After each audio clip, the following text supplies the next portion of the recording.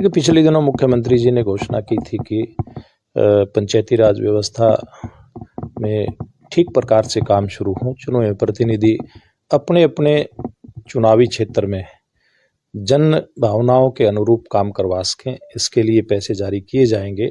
और कल मुख्यमंत्री जी ने इस वायदे को पूरा किया है। कल सैकड़ों करोड़ रुपया हरियाणा प्रदेश के चुने हुए जो सरपंच हैं, सीधा उनके खाते में कहें या पंचायतों के खाते में कहें, वो पैसा आया है। अपने टोहाना विधानसभा क्षेत्र में भी करोड़ों रुपए की राशि गांव के सरपंचों को विकास के काम के लिए मिली है।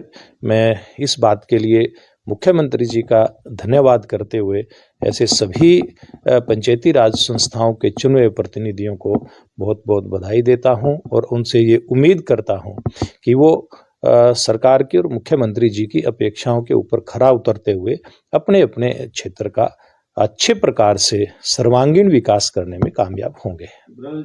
देखिए, निश्चित रूप से चुने हुए प्रतिनिधि और सबसे ज़्यादा बड़ी संख्या में अगर कोई चुने हुए प्रतिनिधि हैं तो पंचायती राज व्यवस्थाओं के हैं। ठीक है, मुख्यमंत्री जी की मंशा है कि हम पारदर्शी तरीके से काम करवाएं।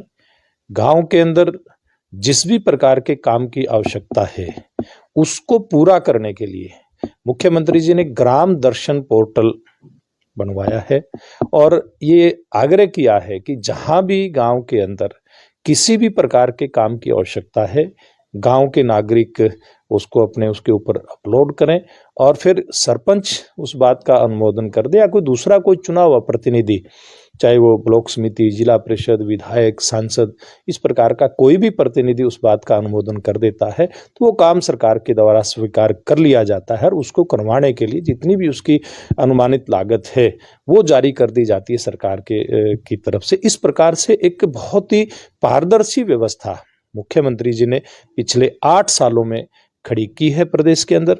लेकिन ये बात जरूर है कि चुने हुए प्रतिनिधियों के मान सम्मान का विशेष रूप से ध्यान हम सब लोगों को रखना चाहिए।